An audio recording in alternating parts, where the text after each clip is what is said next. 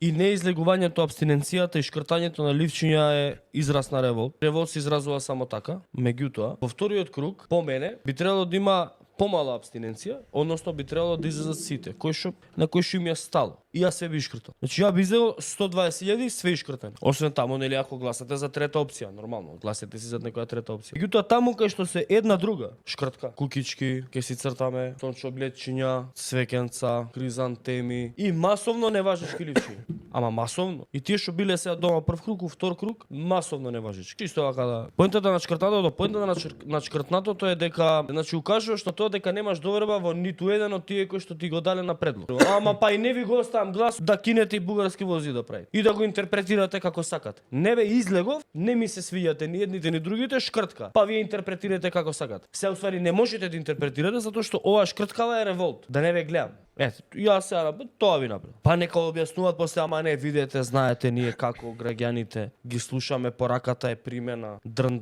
јариња.